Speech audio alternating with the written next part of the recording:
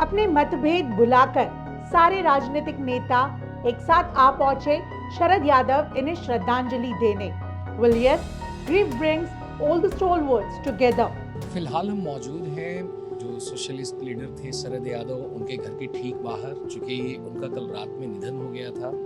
जब उनकी तबीयत बिगड़ी थी तब उन्हें फोर्टिस अस्पताल गुड़गांव ले जाया गया था, जहाँ पे डॉक्टर उन्हें रिवाइव नहीं कर सके और उनकी मृत्यु घोषित कर दी गई थी। और आज सुबह से ही जब से उनका पार्थिव शरीर यहाँ उनके निवास पे छतरपुर फार्म में रखा हुआ है, तब से सुबह से ही यहाँ पे सारे बड़े बड़े दिग्गज नेताओं का आना जाना लगा हुआ है। तो हमारे साथ हमारे सहयोगी आलोक सिंह भी हैं। तो आलोक, आज आप सुबह से यहाँ पे हैं, तो बताएं कि कौन कौन बड़े नेता यहाँ आए थे और किस तरह से उन लोगों ने अपनी भावभीनी श्रद्धांजलि दी है शरद यादव को।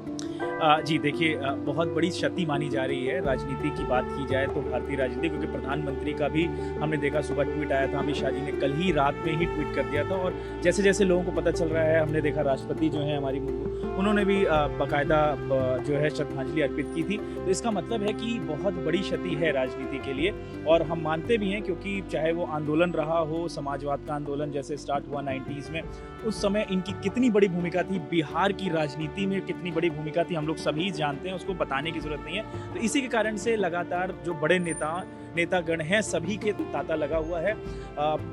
अगर कहा जाए तो जिसकी थर्ड फ्रंट की भी बात की जाती है, अभी फिलहाल जिस तरह से राजनीतिक मोड़ आया हुआ है, उसके दृष्टि से देखा जाए तो सारे जो अगर कहा जाए तो थर्ड फ्रंट के नेता हैं, उनमें काफ़ी सारे नेता आ चुके हैं। जैसे कि कहा जाए तो तेजस्वी यादव आ गए, अखिलेश यादव आ गए थे, और कहा जाए तो राबड़ी देवी सुबह ही आ गई थी, सीताराम येचुरी आए थे, जेडीयू से उपेंद्र कुशवाहा जी आए थे, मनोज झा आ चुके हैं। तो आनंद, आपसे जानना चाहेंगे कि आगे अब फिलहाल अगर राजनीति की बात की जाए कि एक तरीके से ऐसे नेता थे जो आगे ले जाते थे बहुत सारे नेताओं को। अगर कहा जाए तो लालू प्रसाद को एक तरीके से मुख्यमंत्री बनाने में काफ़ी बड़ा योगदान रहा है। इस तरीके से देखा जाए तो थर्ड फ्रंट को आगे ले जाने के लिए भी इनका एक बहुत बड़ा योगदान रहा। अब कैसे रहेगा आगे? देखिए, अगर हम बात कर रहे हैं समाजवाद, जो इन लोगों ने एक मूवमेंट थी, जेपी आंदोलन 1970 में खासतौर पर जब काफ़ी उभरी थी, तो शरद यादव जी की काफ़ी एक अहम भूमिका थी। जब ये एक बहुत ही बड़े क्रिटिक हुआ करते थे इंदिरा गांधी के, और इन लोगों ने काफ़ी जेल भी गए थे उस दौरान में, और उस वक्त इन लोगों ने काफ़ी लड़ाई लड़ी थी जेपी आंदोलन के साथ में। और फिर इनका जब 27 वर्ष की उम्र में जब ये सांसद का चुनाव लड़े और जब ये सांसद बने, तो उसके बाद से इनका रोल काफ़ी प्रोमिनेंस में रहा थर्ड फ्रंट को लेकर। क्योंकि जब जनता दल टूटी तो फिर काफ़ी रीजनल पार्टीज की गठन हुई थी। तो जब जनता दल जो बनी, उसमें तो शरद यादव के ही शागिर्द रहे लालू यादव, जिन्होंने आज काफ़ी एक भावभीनी श्रद्धांजलि सिंगापुर के अस्पताल से ही दी है। फिर नीतीश कुमार भी इनके साथ में ही थे। मगर फिर एक पड़ाव आया कि जब ये लालू के अगेंस्ट में भी चुनाव लड़े, इन्होंने चुनाव जीता मधेपुरा से। फिर नीतीश जी के साथ इनकी बात नहीं बनी, फिर ये जदयू इन्होंने छोड़ी, फिर इन्होंने अपनी लोकतांत्रिक जनता दल पार्टी बनाई, जिसका 2018 में इन्होंने पार्टी बनाई थी, और 2022 में इसको आरजेडी के साथ मर्जर कर दिया गया था।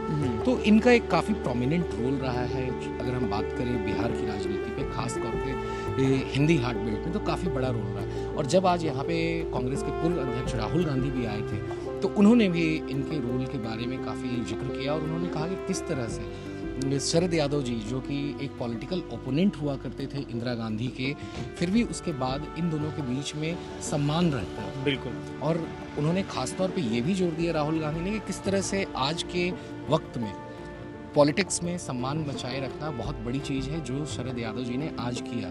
और राहुल गांधी ने जैसा पिछले साल भी कहा था कि शरद यादव उनके एक तरह से गुरु की तरह, बिल्कुल गुरु के समान है। जब काफ़ी सीखा है उन्होंने, ऐसा ट्वीट भी किया हुआ था। अप्रैल में जब पिछले साल उनसे उनकी मुलाकात हुई थी, जब उनकी तबीयत ठीक नहीं थी, मार्च में मर्जर हुआ था उनकी पार्टी का आरजेडी के साथ। उसके बाद में ही राहुल गांधी जब उनके घर पे मिलने गए थे, जब उनके कुशल क्षेम पूछने के लिए गए थे, तब उन्होंने ये बात कही थी। और आज भी जब वो यहाँ पर आए तो उन्होंने भी वही बात कही कि पॉलिटिक्स में सम्मान बनाए रखना एक बहुत बड़ी चीज़ है, जो इन्होंने किया था।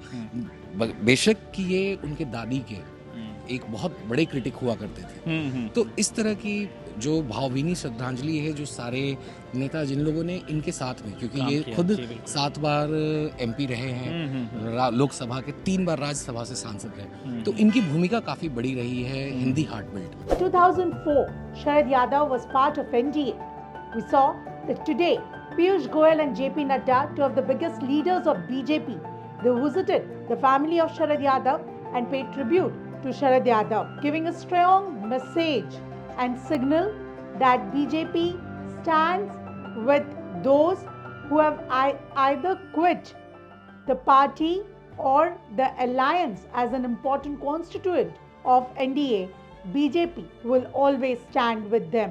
तो मैं वही कहना चाहता हूँ, जिस तरीके से मिनिस्टर्स आए, मैंने देखा पीयूष गोयल जी आए थे, वो भी कहते कि कैसे पार्लियामेंट में जो पार्लियामेंट की प्रोसीडिंग्स को लेकर के कितना रोल रहा है इनका और कितना ज़्यादा महत्वपूर्ण रहा है, वो सब अब मिस करेंगे लोग।